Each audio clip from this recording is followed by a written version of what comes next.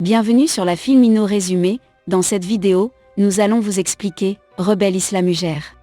La rumeur dit qu'il existe une île mystérieuse dans le Pacifique Sud, où toute la population est constituée de femmes. Les gens l'appellent l'île Vierge. On pense également que le clan des femmes a une graine mystérieuse, qui les fait vieillir 10 fois plus lentement que les humains normaux. Par conséquent, de nombreuses personnes tentent de trouver l'emplacement de l'île. L'un d'eux est Monsieur Somme, qui veut devenir immortel. Il a donc envoyé ses hommes d'experts et d'explorateurs à la recherche de l'île. Ailleurs, Wang, le protagoniste du film, écoute un reportage sur Monsieur Song, qui a une fois de plus financé une grosse somme d'argent pour son expédition à la recherche de l'île Vierge.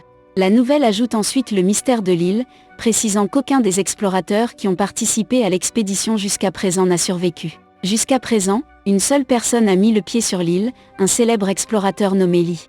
Li n'est autre que le père de Wang, mais il n'est jamais revenu de l'île et n'a laissé aucun message pour le monde ou son fils. On dit qu'il était hypnotisé par les beautés de l'île, alors il a décidé d'y rester en permanence. Déterminé à retrouver son père, Wang décide de participer à l'expédition de Monsieur Song et se dirige vers le rivage pour embarquer sur un navire. Là, il rencontre un ami, Yan Wu, qui prétend être un navigateur expert, car il a récemment obtenu son diplôme de la marine somalienne.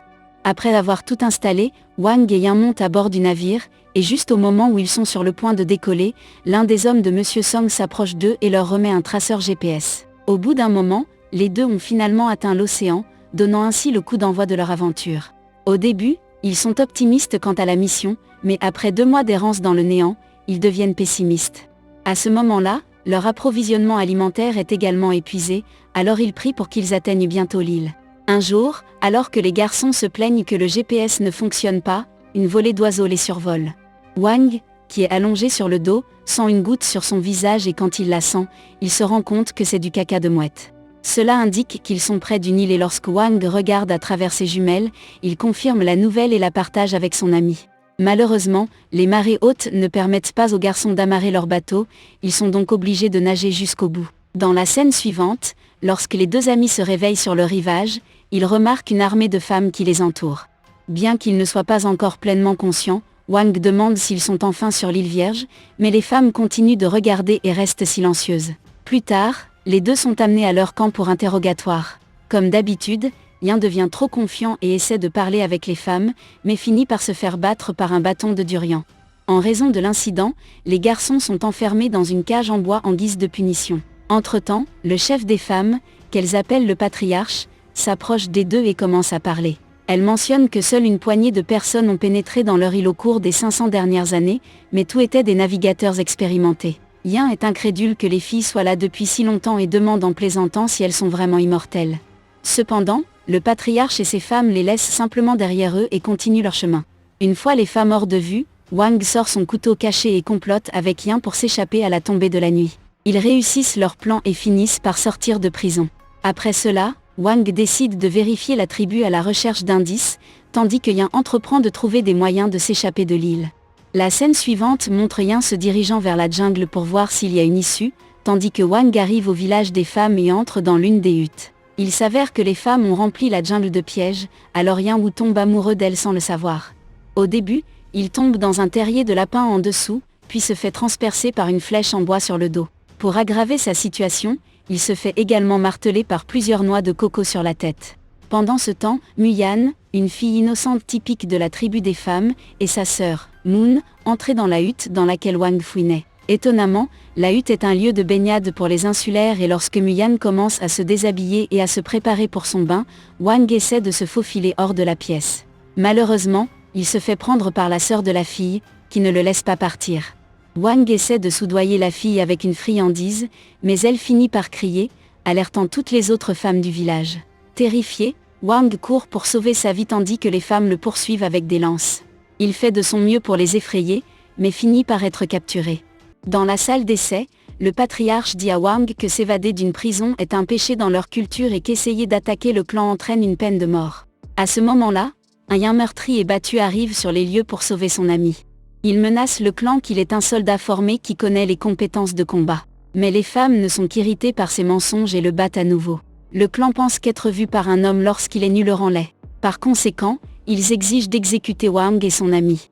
Mais avant de préparer les garçons pour leur rite final, le patriarche est curieux de savoir pourquoi ils ont visité son île.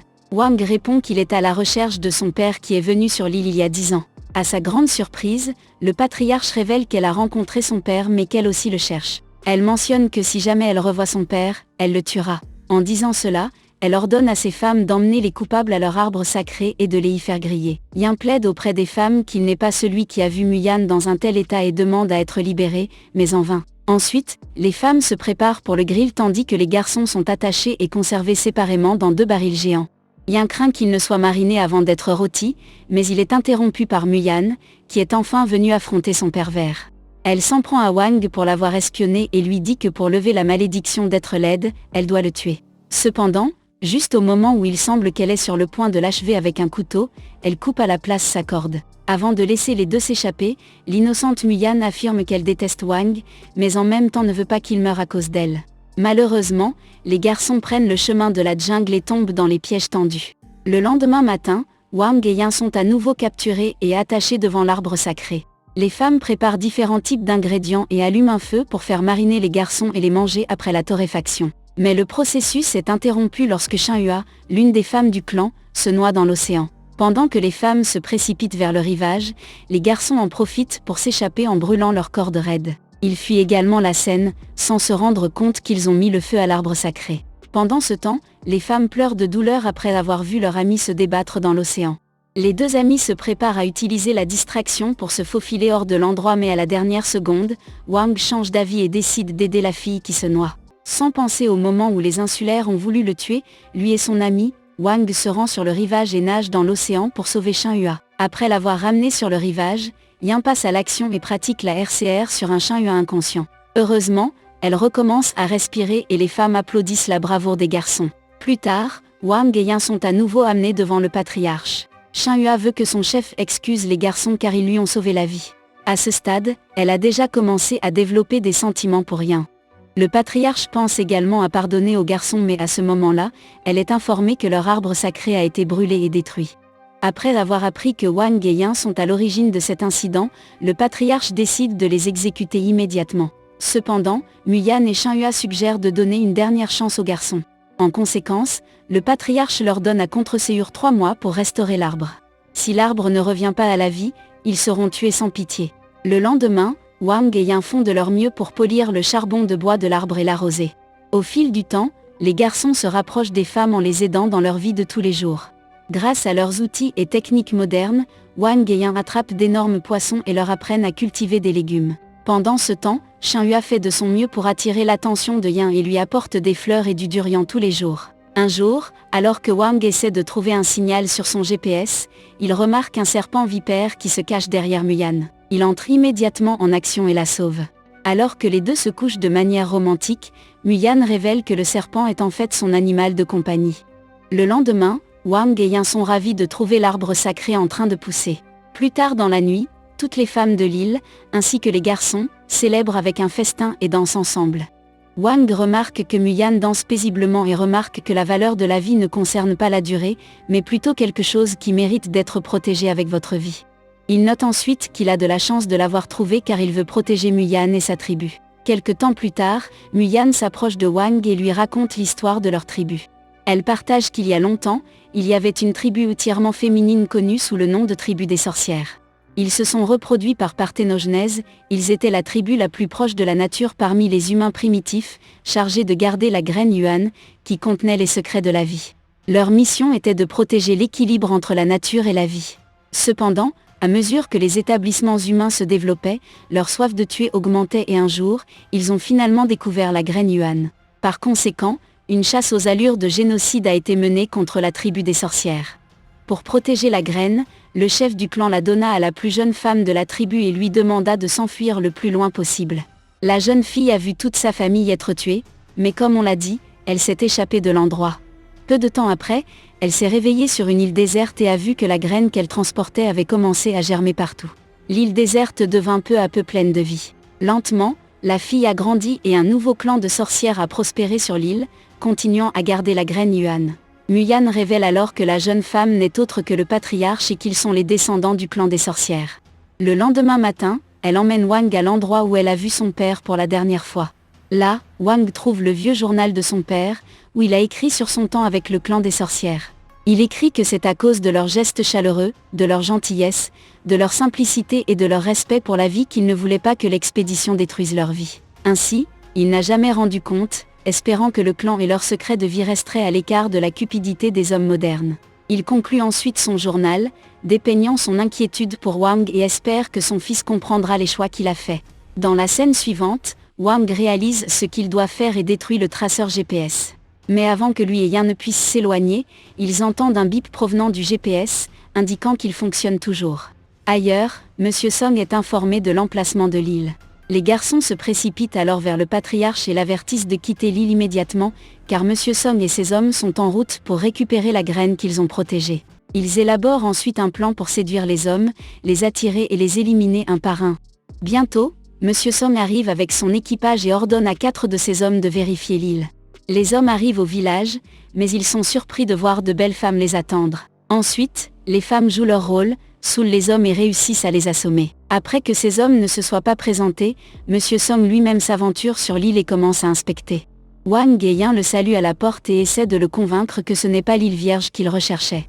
Mais Monsieur Song n'est pas idiot, alors il ordonne à ses hommes d'attacher les femmes, ainsi que les 2 garçons. Il menace alors le patriarche et lui demande le secret de la vie afin qu'il puisse être immortel comme eux. Quand elle refuse, Monsieur Song menace de tuer Moon. En conséquence, les femmes guident à contre-séure Monsieur Song et ses hommes vers l'endroit où ils ont caché la graine de Yuan. Cependant, sur le chemin, lorsque Shen Yua renverse un homme, toute la tribu se défend. Pendant ce temps, Monsieur Song s'échappe de l'endroit avec Wang et l'oblige à porter une bombe à retardement. Il menace alors de le faire exploser s'il ne révèle pas le secret du clan des sorcières. À ce moment-là, Yan et les femmes arrivent sur les lieux et maîtrisent Monsieur Song. Cependant, pendant le processus, Monsieur Song parvient à appuyer sur le bouton et active un compte à rebours de 30 secondes sur la bombe. Le temps presse, Wang se rend compte qu'il doit faire le sacrifice ultime, alors il court seul vers l'océan. En courant, Wang a beaucoup de pensées dans son esprit. Après toutes les expériences qu'il a eues avec le clan des femmes, il comprend enfin que leur mission est de protéger l'équilibre entre la nature et la vie. Il comprend également le sacrifice que son père a fait à l'époque. Maintenant, il doit faire le même sacrifice pour protéger le clan. Bientôt, la bombe explose dans la mer. Voyant cela, Muyan hurle d'agonie, tandis que les autres pleurent la perte de l'homme qui a fait le sacrifice ultime. Ensuite, l'écran devient noir. Dans la scène post-crédit, Wang se réveille miraculeusement, car il semble que la magie de l'île l'ait ressuscité pour son sacrifice désintéressé. Merci d'avoir regardé, laissez-nous un like si vous avez apprécié et abonnez-vous pour plus.